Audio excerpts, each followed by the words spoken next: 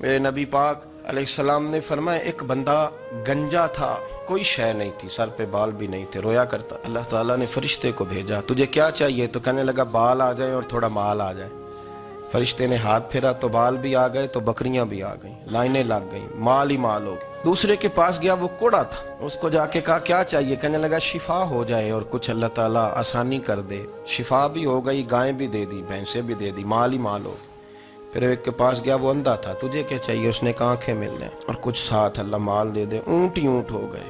جب بڑا نواز دیا تو پھر مالک نے امتحان لینے کا ارادہ کیا، یاری تیری سونا ہے پر آزمائشاں بھی تیریاں اگ، آزمائشاں تیریاں، صحیح کہہ رہا ہوں، آزمائشاں تیریاں، یاری تیری سونا ہے پر آزمائشاں تیریاں، اے سونا پرکھیا جامدائی پہلو نال لگاں دے لگ۔ اللہ نے فرمایا آزمائش کرو۔ سب سے پہلے گنجے کے پاس آئے، اسے کہا اللہ کے رستے میں کچھ دے، کہنے لگا میرے خرچے ہی بڑے، دیکھو تو صحیح کتنی مشکل میں وقت گزارتا ہوں، حال ہی کوئی نہیں۔ تو اس نے کہا میں نے تو سنا ہے تو گنجا اور بھوکا ننگا تھا۔ کہنے لگا میں تو جدی پشتی رئیس اعظم ہوں، تجھے کس پاگل نے کہا ہے بھاگ جا؟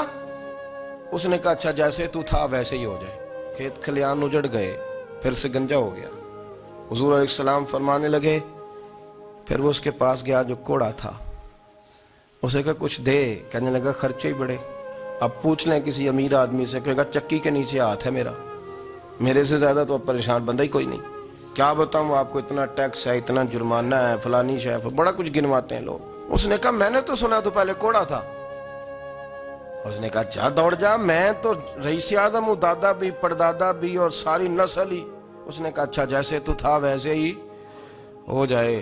پھر وہ گیا اندھے کے پاس اور جا کے کہا اللہ کے نام پہ کچھ دے۔ تو کہنے لگا رب کے نام پہ؟ یہ کھڑے ہیں اونٹ جتنے تیرے دل کرے لے جا۔ اس نے کہا کیا معنی اس بات کا؟ کہنے لگا یار تجھے کیا بتاؤں، میں تو اندھا تھا، میں نے تو کبھی دنیا دیکھی نہیں تھی، پھر اس کریم نے فضل کیا تو مجھے بڑا کچھ دکھایا، میں کیا بتاؤں، میرا دل کر رہا ہے کہہ دوں کہ پھر اس نے کعبہ دکھایا، پھر اس نے روضہ رسول دکھایا، پھر اس نے ریاض الجنہ کے سجدے دکھائے، پھر اس نے اپنے محبوب کے دروازے کی رونقیں دکھائیں، اس نے بڑا کچھ دیا، اس نے بڑا نوازا۔ میرے پاس تو شاید میں بدکار پرانا خادم، کسے در ملی نہ ٹوئی، اے واصف یار نے نظر جو کی تھی پھر واصف ہی ہوئی۔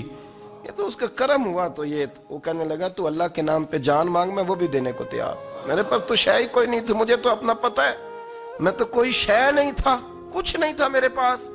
یہ تو ان کا کرم ہے کہ رخ ان کا ادھر ہے، اور مختصر سی میری کہانی ہے، یہ جو بھی ہے ان کی مہربانی ہے۔ تو وہ کہنے لگا میں بھی کچھ لینے نہیں آیا تھا، تیری آزمائش ہی کرنے آیا تھا، تیری عزتیں بھی سلامت رہیں گی، تیرا مال بھی سلامت رہے گا، تیری شفا بھی۔ اپنی زندگی میں کبھی بھی اللہ کی بارگاہ سے توجہ ادھر ادھر نہ کریں، چھوڑیں لوگ کیا کر رہے ہیں، دنیا کیا کہہ رہی، کبھی بھی اپنی توجہ دائیں۔ ہمارا یہ مسئلہ بن گیا کہ ہماری سیاست ہے، ہماری دنیا داری ہے، ہم بندوں کو راضی کرنا چاہتے ہیں، ہم دیکھتے ہیں کون کس طرح، اور آپ یقین کریں آپ تھک جائیں گے، بندے راضی نہیں ہوں گے، وہ نہیں راضی ہوتے، آپ ان کو منا کے لائیں گے تو ادھر والے نکل جائیں گے، ادھر کو منائیں گے تو ادھر والے نکل جائیں گے۔ اس چکر سے باہر آئیں، اس رب کو راضی کریں جو فرماتا ہے ان الذین آمنوا وعملوا الصالحات سیجعل لهم الرحمن ودا۔ فرمایا تو ایمان لانے کے بعد نیک عمل کر، میں لوگوں کے دلوں میں تیری محبت پیدا کر دوں، رحمان لوگوں کے دلوں میں محبت ڈال دے گا، اللہ لوگوں کے دلوں میں۔ اپنی نظر ہمیشہ اپنے رب پہ رکھیں، اتنی لمبی چوڑی دنیا داروں سے امیدیں نہ وابستہ کریں۔ میں نے دیکھا ہے لوگ کاسا لیسی کرتے ہیں، کبھی اس کے دروازے پہ کبھی اس کے دروازے پہ، ان چکروں سے باہر آئیں اور اپنے رب کی بارگاہ کی طرف توجہ کریں، استغفار شوق سے پڑھا کریں، اور اکیلے میں نہ، اکیلے میں۔ رئیس المتکلمین مولانا نقی علی خان صاحب رحمۃ اللہ نے لکھا ہے کہ فرعون 500 سال حکومت کر گیا، فرماتے اصل وجہ یہ تھی کہ دنیا جب سو جاتی تھی نا تو اوپر چادر لے کے تو مصلے پہ بیٹھ جاتا تھا اور ہاتھ باندھ کے کہتا تھا رب تو ہی ہے، میرا پردہ نہ کھولنا، مالک تو ہی ہے، کرم نوازی کرنا، میری پکڑ نہ کرنا۔ وہ بے ایمان ہو کے اگر 500 سال ہاتھ باندھے تو گزارا کر لیتا ہے، تو ایماندار ہے، پر مسئلہ یہ ہے کہ تو رات کو بکل مار کے ہاتھ نہیں نہ باندھتا، تو منت نہیں کرتا، تو استغفار نہیں کرتا۔ توبہ کریں تو بچے رہیں۔ وہ اتنی لمبی حکومت کر گیا چونکہ رات کو کہتا تھا مالک رب تو ہی ہے، لیکن مہربانی فرما میری پکڑ نہ فرمایا تو اللہ نے تو اس کو مہلت دے دی. کافروں کو آج بھی مہلت دی ہوئی نہیں رب نے. بڑے بڑے فقیروں کو مالدار ہوتے دیکھا, بڑے بڑے مالداروں کو فقیر ہوتے دیکھا. ام ربیعہ کہا کرتی تھی, بڑی نیک عورت تھی, وہ کہتی ہیں میں بڑے امیر آدمی کی بیوی تھی, اپنے شوہر کے ساتھ چھت پہ بیٹھی تھی تو نیچے فقیر مانگنے والا آیا. اس نے بڑے درد سے صدا کی تو میں نے اپنے شوہر سے کہا کچھ دے دیں. کہا دفع کر, ان لوگوں نے دھندا بنایا ہوا ہے. کہتی میں میکے سے بھی بڑا مال لے کے آئی تھی, میرے ماں باپ بڑے امیر تھے تو میں نے نا چوری اپنے خامد سے نظر بچا کے باتھ روم جانے کے بہانے گئی اور نیچے جا کے 5 دینار میں نے اس فقیر کی ہتھیلی پہ رکھے. کہتے اس نے 5 دینار دیکھے, پھر میری طرف دیکھا تو میں نے اس کی آنکھوں میں آنسو چمکتے دیکھے. کہنے لگے بی بی رب تیرا بھلا کرے, میں 3 دنوں کا بھوکا ہوں. کہ وہ چلا گیا, میں گھر آ گئی. جب باہر آئی تو میرا شوہر کہنے لگا اب اتنی تو تیز ہو گئی ہے اور تو اتنی خود مختار ہو گئی ہے, میرے بغیر پوچھے مال خرچ کرے گی, جا تجھے 3 طلاقیں. کہتی میں وفادار باپ کی بیٹی تھی, طلاق لے کے گھر آئی تو میرا باپ ٹوٹ گیا, چارپائی پہ چلا گیا. اوہو یہ کیا بن گیا. کہتی بڑی تکلیف رہی. 1-2 سال کے بعد میرے ابا نے میری شادی کر دی. اب جس شوہر کے پاس گئی وہ بڑا نیک تھا, پرہیزگار تھا, اللہ نے بہترین صلہ دیا. کہتی چھت پہ بیٹھی تھی, دروازے پہ فقیر آیا, میں نے شوہر سے کہا کچھ دے دوں.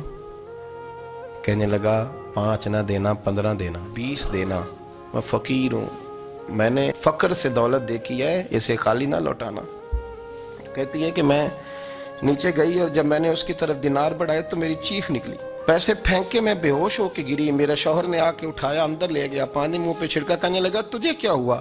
کہنے لگی یہ جو مانگنے آیا یہ میرا پہلا شوہر تھا, وہی تھا جو کہتا تھا کہ تو 5 دینار دے آئیے جا, تجھے 3 طلاق. معین الملت والدین, عطائے رسول, ہند الولی, غریب نواز, خواجہ معین الدین چشتی, حضرت خواجہ اجمیر, شاہ اجمیر, والی ہندوستان.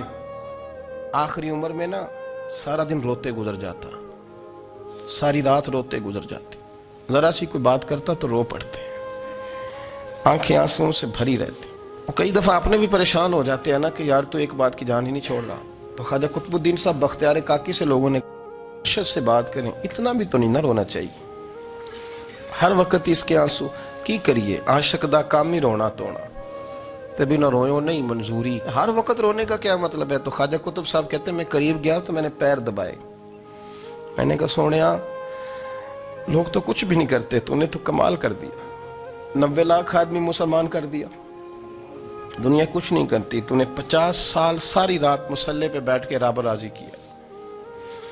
تو شہزادہ تھا, حضور کی اولاد تھا, لیکن معین الدین تیرا ایک پلاٹ بھی نہیں. تو نے طالب علم پالے, انہیں غریبوں کو دیا, انہیں نوازا, کوئی شے نہیں تیرے پاس, ہر چیز تو نے. ساری رات روتے ہو, سارا دن روتے ہو. خواجہ قطب الدین صاحب کہتے ہیں میں نے جب عرض کیا تو خواجہ صاحب مجھے گلے لگا لی, چیخ مار کے روئے. کہنے لگے قطب الدین پتر داڑھی سفید ہو گئی, جانے کا وقت آ گیا. جو تو نے نیکیاں گنوائی ہیں وہ ہیں صحیح میرے پاس, پر یار کی بارگاہ میں پیش کرنے کے قابل ایک بھی نہیں, ایک بھی نہیں. تو بارگاہ تو دیکھ کتنی بڑی ہے, رسول کریم کی بارگاہ میں پیش کرنے کے قابل ان میں سے ایک بھی نہیں. تو آستانہ دیکھ کتنا بڑا ہے, کیا پیش کروں گا, کیا عرض کروں گا حضور کی بارگاہ میں, کس طرح.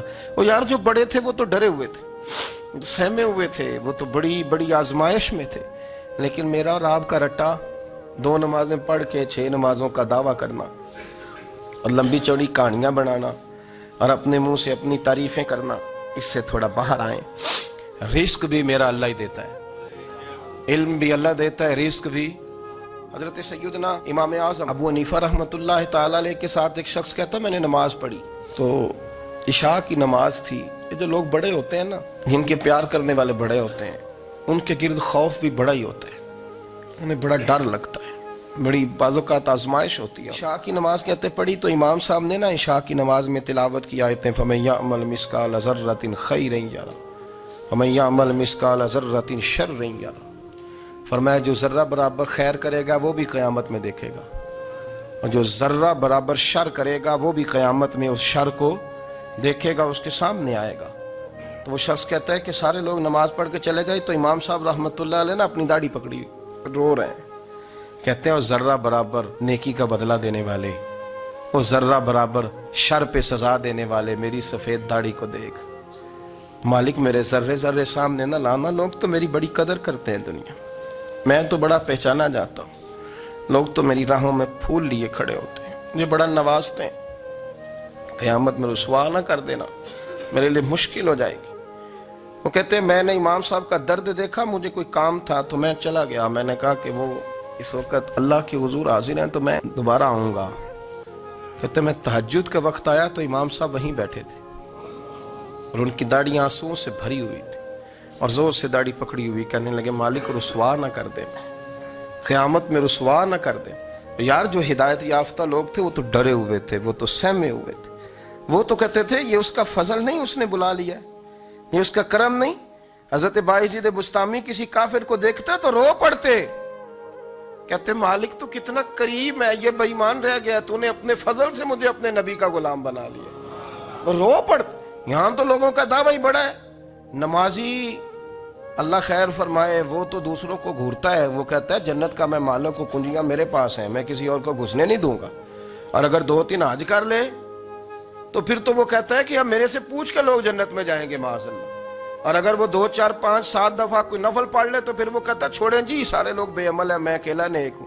نہ ایسا کریں، اپنی توجہ اپنے رب پہ رکھیں۔ جب یہ نظریہ بن گیا، جب یہ ذہن بن گیا کہ پیدا اللہ نے کیا ہے، دینا اللہ نے ہے، عطا کرنے والا اللہ ہے، نوازنے والا اللہ ہے، تو پھر ساری توجہ دنیا داروں کی طرف رکھنا، میں اللہ والوں کی طرف توجہ رکھنے کا قائل ہوں، لیکن وہ بھی کوئی آستانہ ہے کہ جہاں حق مرشد کا نعرہ تو بڑا لگے پر رب کا نام ہی نہ سننے کو ملے۔ یہ بھی کوئی بات ہوئی کہ جہاں یہ تو نعرہ زور سے لگے کہ جیوے جیوے مرشد جیوے، لیکن استغفار کا درس ہی نہ ملے، جہاں ہر وقت یہ بتایا جائے کہ یہاں آ گئے تو بچ گئے، کیسے بچیں گے؟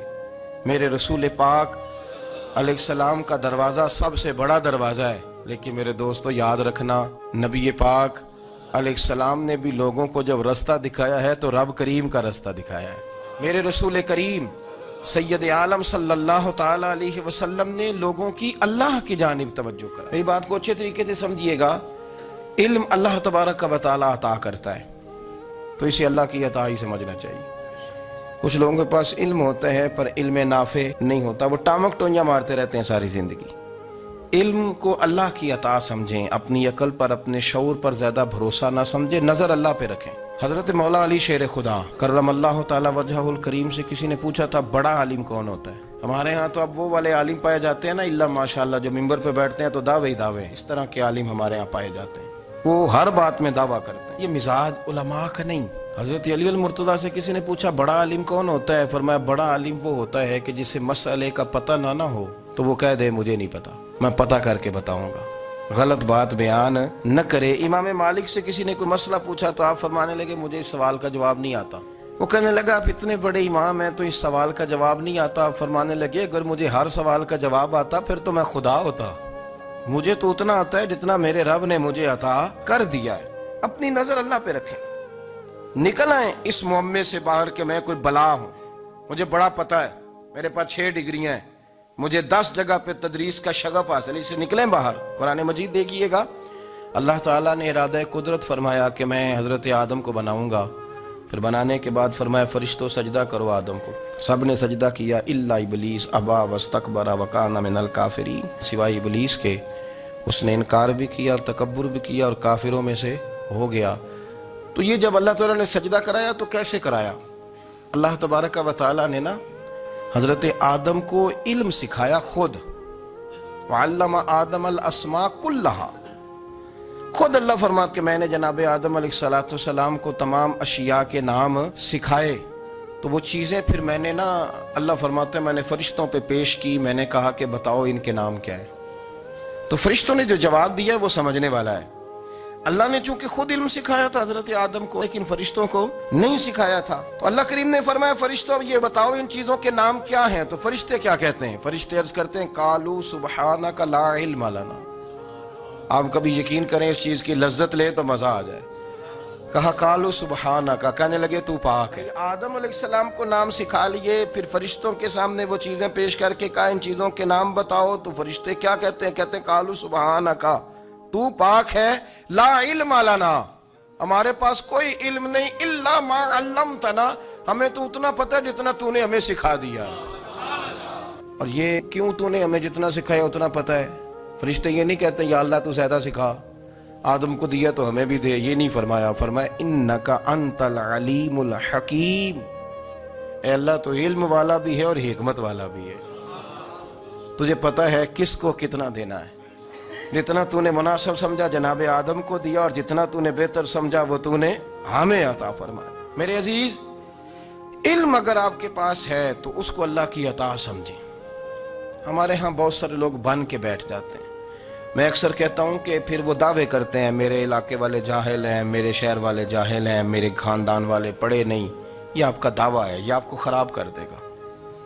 ہم نے بہت سارے ایسے لوگ دیکھے جو بہت بڑے عالم تھے، لیکن اللہ جب لینے پہ آیا تو عقل ہی لے گیا، شعور ہی چلا گیا، حافظے ختم ہو گئے۔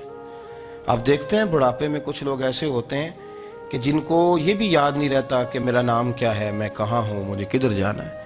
تو اس وقت سے اللہ کی پناہ مانگیں اور اپنی نظر اپنے رب کریم کی جانب رکھیں۔ علم کے بعد ایک چیز آتی ہے جس کا نام ہے ہدایت، جس کا نام ہے تقوی، جس کا نام ہے پرہیزگاری، جس کا نام ہے عمل، عبادت، ریاضت۔ یہ بھی اسی وقت ہی نصیب ہوتی ہے جب میرا رب کریم نصیب فرما دیتا ہے۔ ہم نے نہ نیکی کا اپنا اپنا سٹیٹس بنا لیا ہے، اپنا اپنا معیار بنا لیا ہے۔ کچھ لوگ کہتے ہیں کہ جناب مسجد میں سیمٹ کا توڑا دینے سے بہتر ہے کسی غریب کو آٹے کا تھیلا دے دو۔ اب اس نے اپنا مزاج بنا لیا نا نیکی کا، اس نے اپنا سٹیٹس بنا لیا ہے۔ میرا یہ سوال ہے کہ نبی پاک صلی اللہ تعالیٰ علیہ وسلم جب مدینہ شریف آئے تھے تو حضور نے سب سے پہلے غریبوں میں آٹا تقسیم کیا تھا کہ سب سے پہلے مسجد بنائی تھی؟ کیا عجیب لوگوں کا رنگ ہے، اپنی مرضی کی ہدایت، اپنی مرضی کا تقوی، اپنی مرضی کا معیار۔ مسجد کوئی بڑا چھوٹا خطیب بھی میری طرح کا ہو نا، تو وہ مسجد میں بیٹھ کے جب نبی پاک کی بات کرتا ہے تو کہتا ہے میرے رسول پاک غریبوں کا سہارا بن کے آئے۔ وہ غریبوں کی بات کرتا ہے، مسکینوں کی، لاچاروں کی، کمزوروں کی بات۔ تو مسجد ہی تو وہ ادارہ ہے جہاں سے غریبوں کی بات ہو رہی۔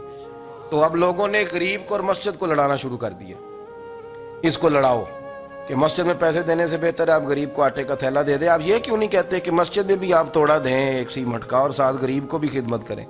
یہ کیوں نہیں تقویٰ؟ اپنی اپنی مرضی کا مزاج، اپنی اپنی۔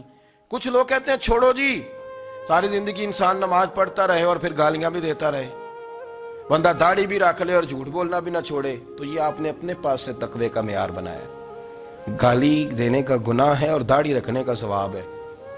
تو اگر آپ داڑھی رکھے ہوئے ہیں اور آپ کوئی غلطی کر رہے ہیں تو اس سے آپ کی داڑھی کا ثواب ختم ہے۔ آپ کوئی غلطی کر رہے ہیں، داڑھی کا ثواب اس سے ختم ہے، وہ اپنی جگہ پہ قائم ہے چیز۔ اپنی مرضی کا کیوں تقوی کا معیار بناتے ہیں؟ تقوی کا مزاج اپنی مرضی کا نہ بناؤ۔ اللہ کی بارگاہ سے دعا مانگو کہ یا اللہ ہمیں ہدایت کا نور عطا فرما، اللہ تو ہمیں رستہ دکھا، تو بتا کہ ہدایت کیا ہے۔ تو رب فرماتا ہے اللہ ولی الذین آمنوا، اللہ مومنوں کا مددگار ہے، یخرجہم من الظلمات الی النور، وہ انہیں اندھیروں سے نکالتا ہے اور نور کی طرف روشنی عطا فرماتا ہے۔